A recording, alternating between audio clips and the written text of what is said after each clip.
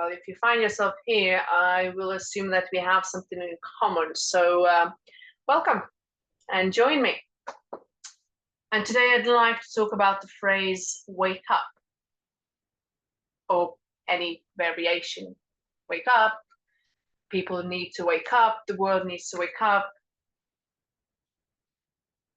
I said it, you might have said it. Most of us will have probably seen hundreds, if not thousands of times the phrase wake up on social media, in people's posts, in other people's comments under those posts. Now, over the years, this phrase seems to have acquired sort of like a negative hue when it's used in situations or contexts where someone wants to change somebody else's worldview or opinion. And because it has acquired that negative hue, I propose that people feel attacked when that phrase is used. Now, what happens when people feel attacked? And I'll try to, my brain has been known to be tangent happy, so I'll try and keep to some structure, so not to make this too confusing. But what happens when people feel attacked? Well, people go on the defensive, the so-called defensive. But what is a defensive? A defensive is a protective mechanism. And it's not only psychological, it actually has physiological basis for it. So when we perceive a threat,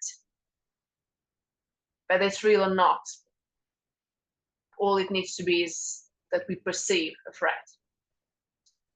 Our brain automatically kicks into the survival mode, or the so-called fight or flight response. And what happens during that response is that the resources, from the way they've been normally distributed around the brain, they get redirected to the parts of the brain that are responsible for our survival. So when those resources get redirected, the other parts of the brain, they are temporarily deprived of the regular amount of volume of resources. One of those parts being the reasoning part, or the part responsible for reasoning. Naturally, it's still active to a degree, because you need to be able to reason to execute the fight or flight response. But its ability to reason is very, very narrowed. So when we perceive a threat, and when the resources get redirected to respond to that threat and to ensure our survival, that reasoning part of the brain is deprived. So hence, when we use the phrase wake up,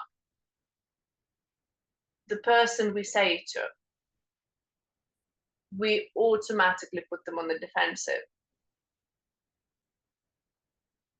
And hence they haven't got at the time the capacity to really reason with you. They haven't got the capacity temporarily to hear out your reasoning that might follow that phrase that you need to wake up.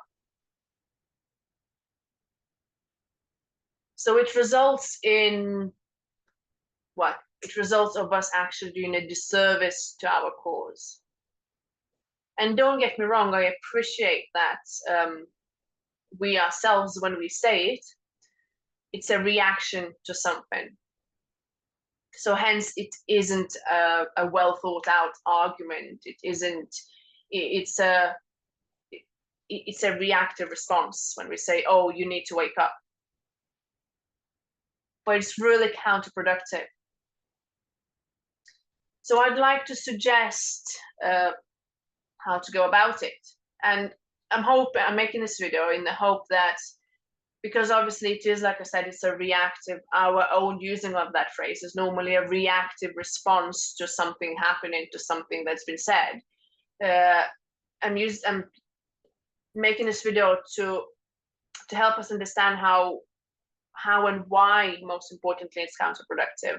So hence that if we continue to think about it, maybe with time we can really train ourselves to, or rewire our brain to react differently, to not default to that reactive state. Because understanding and appreciating the mechanics, at least to some degree, is kind of the foundation, in my opinion, for any change. So I invite us really, not just yourselves, myself really as well, because I'm just guilty of being reactive sometimes.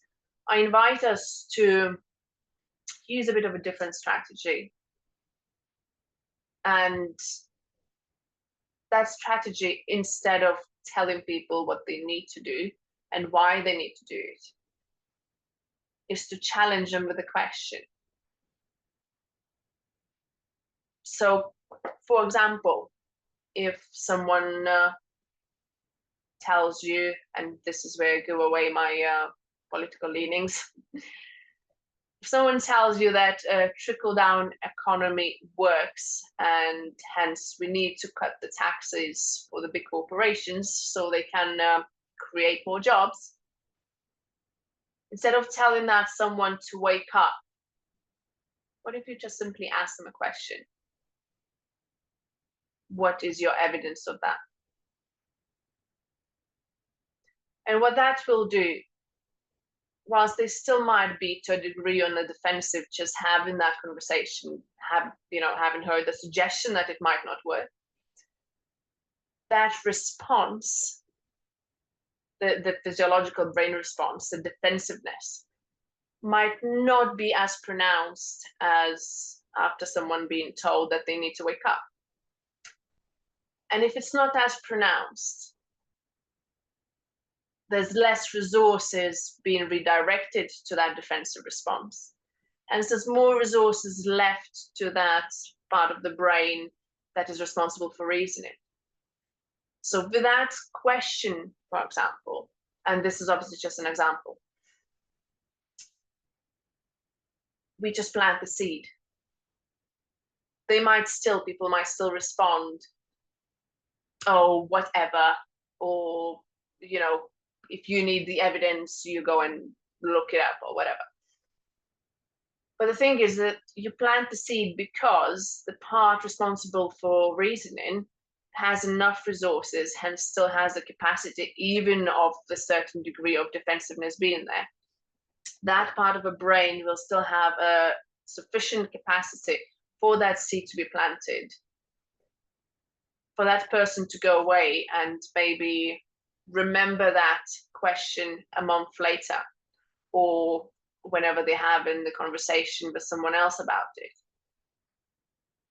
It's slow, but no sustainable change, had ever been really produced by Russian. So yeah, that's it. As you can see, my brain is going off on a tangent now, so I best finish here. So thank you for listening, and see you next week.